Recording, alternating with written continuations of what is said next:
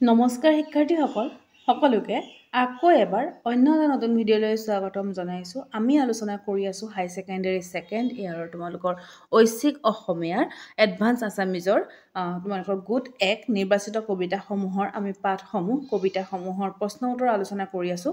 আমি ইতিমধ্যে 4 নম্বৰ অধ্যায়লৈকে কবিতাসমূহৰ প্ৰশ্ন উত্তৰ আলোচনা কৰিছোঁ আৰু আমি তোমালোকৰ গোটটোৰ গোটেইকেইটা পাঠৰ যিসমূহ তোমালোকৰ অনুশীলনী প্ৰশ্ন উত্তৰ আছে সেইসমূহ আমি আলোচনা কৰিছোঁ।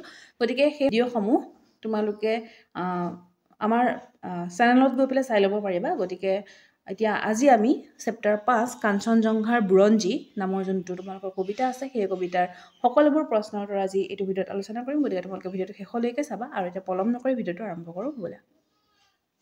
ইয়াৰে প্ৰথমটো প্ৰশ্ন তোমালোকক সুধিছে যে মহাদেৱৰ গুণ আৰু কাৰ্য কাঞ্চনজংঘাত কিয় আৰোপ কৰা হৈছে। উত্তৰ তোমালোকে লিখিব পাৰা যে মহাদেৱৰ গুণ আৰু কাৰ্য কাঞ্চনজংঘাত আৰোপ কৰি পৰৱৰ্তী স্তৱকত ভাৰতবৰ্ষৰ অতীত বৰ্তমানৰ স্বৰূপ দাঙি ধৰি কাঞ্চনজংঘাক এই সকলোবোৰ ঘটনাৰ সাক্ষীৰূপে দেখুওৱা হৈছে। যুগৰ পৰিৱৰ্তনে ভাৰতবৰ্ষৰ স্বৰূপ সলনি কৰিলেও সভ্যতাৰ পথত ধাৱমান হ'লেও অতীত আৰু বৰ্তমানৰ নিচিনাকৈ হয়তো ভৱিষ্যতেও সুৰধনী গংগা থকাৰ দৰে বৈ থাকিব। তোমালোকে এইখিনিলৈকে লিখিবা। তোমালোকে এইখিনিলৈকে এনেকৈ লিখিলেই হ'ব। ঠিক আছে, এতিয়া আমি পিছৰটো প্ৰশ্ন চাওঁ। 2 নম্বৰ প্ৰশ্নটো তোমালোকক সুধিছে কাঞ্চনজংঘাক ভাৰতবৰ্ষৰ অতীত বৰ্তমানৰ সাক্ষী কিয় কৰা হৈছে। উত্তৰ তোমালোকে লিখিব পাৰা যে ভাৰতবৰ্ষৰ উত্তৰ দিশত সগৌৰৱে থিয় হৈ থকা কাঞ্চনজংঘা হিমালয়ৰ এটি সুউচ্চ শৃংগ। অতি সৌন্দৰ্যৰ অধিকাৰী শুভ্ৰ কাঞ্চনজংঘা ভাৰতবৰ্ষৰ ইতিহাসৰ প্ৰতিটো ঘটনাৰ সাক্ষী। এইটো অতীত নহয় দেই, অতীত। ভাৰতবৰ্ষত জন্মগ্ৰহণ কৰা সকলৰ জীৱন কালত ঘটা ঘটনাবোৰ সাক্ষী হিচাপে কাঞ্চনজংঘা আজিও হৈ আছে। প্ৰকৃতিৰ বৰপুত্ৰ হিমালয়ৰ সুউচ্চ কাঞ্চনজংঘাৰ কোনো আভ্যন্তৰীণ পৰিৱৰ্তন নঘটে। স্থিৰ কাঞ্চনজংঘাই যুগৰ অগ্ৰগতিত বাঢ়ি যোৱা পৰিৱৰ্তনশীল সমাজখন প্ৰত্যক্ষ কৰিছে। যুগৰ দেই, এইটো দুটা গ হৈ আছে, এটা গ হ'ব। সেয়েহে কাঞ্চনজংঘাক ভাৰতৰ অতীত আৰু বৰ্তমানৰ সাক্ষী কৰা হৈছে। ভাৰতবৰ্ষৰ বুলি তোমালোকে লিখিবা বা ভাৰতৰ বুলি লিখিলেও হ'ল।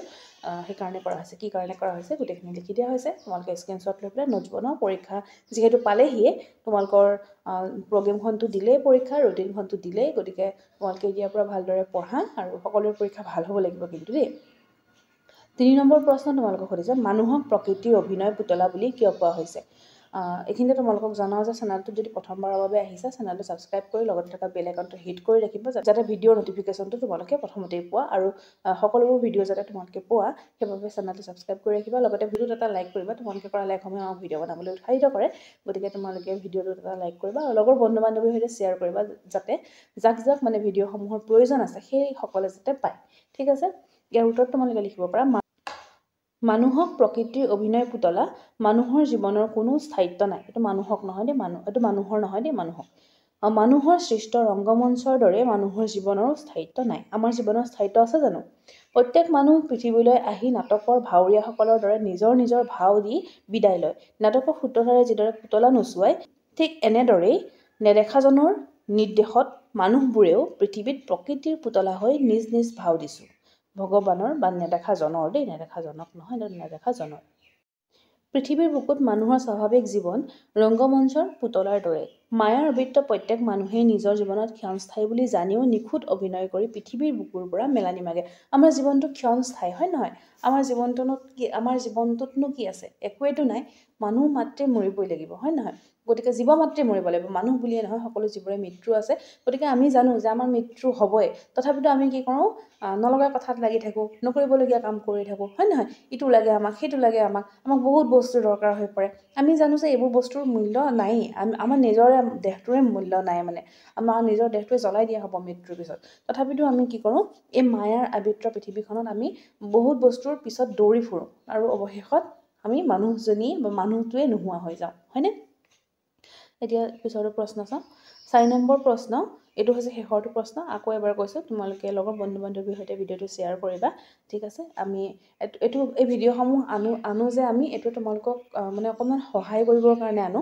গতিকে তোমালোকেও আনক যাতে সহায় কৰা মানে যাক যাক প্ৰয়োজন আছে সেইসকলে যাতে পায় কিছুমান ষ্টুডেণ্ট আমি এনেকুৱাও দেখিছোঁ যিসকলে মানে কিতাপখন ল'বলৈও মানে অকণমান ভাবিবলগীয়া হয় গতিকে সেই ষ্টুডেণ্টখিনিয়ে যাতে পায় সেইকাৰণে ভিডিঅ'বোৰ বনোৱা হয় গতিকে তেওঁলোকৰ সৈতেও শ্বেয়াৰ কৰিবা 4 নম্বৰ প্ৰশ্ন তোমালোক সুধিছে প্ৰাচীন আৰু নতুন ভাৰতৰ ছবি কবিয়ে কেনেদৰে কবিতাটিত দাঙি ধৰিছে উত্তৰ তোমালোকে লিখিব পাৰা যে কাঞ্চনজংঘা বুৰঞ্জী কবিতাটিৰ কবিয়ে প্ৰাচীন আৰু নতুন ভাৰতৰ ছবি সুন্দৰভাৱে অংকন কৰিছে প্ৰথমতে কবিয়ে মই কাঞ্চনজংঘা তুষাৰ শুভ্ৰ শিৰ বুলি ভাৰতবৰ্ষৰ প্ৰাকৃতিক পৰিৱেশৰ সুন্দৰ বৰ্ণনা কৰিছে তাৰ পিছত কবিয়ে মহাদেৱৰ জটাৰ সৌন্দৰ্যৰ লগত শুভ্ৰ বৰফেৰে আবৃত কাঞ্চনজংঘাৰ সৌন্দৰ্য তুলনা কৰি ভাৰতবৰ্ষৰ উপাস্য দেৱতা মহাদেৱৰ ছবিখন কবিতাটিৰ মাজলৈ টানি আনিলে কবিগৰাকী মহাদেৱৰ জটা সুৰধনী গংগা আদি শব্দ ব্যৱহাৰ কৰি প্ৰাচীন ভাৰতৰ ৰজা মহাৰজাসকলৰ পৰোক্ষভাৱে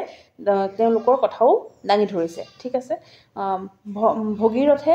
ভাগীৰথে সূৰ্যবংশ ৰক্ষাৰ বাবে কিদৰে গংগাক সন্তুষ্ট কৰি মৰ্তলৈ নমাই আনোতে গংগাৰ দৰ্পচূৰ্ণকাৰী জটাধাৰ মহাদেৱে গংগাক জটাৰ ভিতৰত বন্দী কৰি ৰাখিছিল আকৌ ভাগীৰথৰ অনুৰোধ ৰক্ষা কৰি হৰধ্বনি গংগাক বৈ যাবলৈ দিছিল এই কথাটো কবিতাটোত পৰোক্ষভাৱে চিত্ৰিত হৈ পৰিছে কবিগৰাকীয়ে কাঞ্চনজংঘাৰ আশে-পাশে থকা প্ৰাকৃতিক সৌন্দৰ্যৰ সুন্দৰ বৰ্ণনা দি সমগ্ৰ বিশ্ব কাঞ্চনজংঘাৰ সৌন্দৰ্য স্বীকাৰ কৰি লোৱা বুলি দোহাৰে ঠিক আছে এইখিনিয়ে আছিলে আৰু তোমালোকে ভিডিঅ'টো শেষলৈকে চোৱাৰ বাবে তোমালোকক বহুত ধন্যবাদ আকৌ লগ পাম অন্য এটা ভিডিঅ'ৰ সৈতে তেতিয়ালৈ আহিছোঁ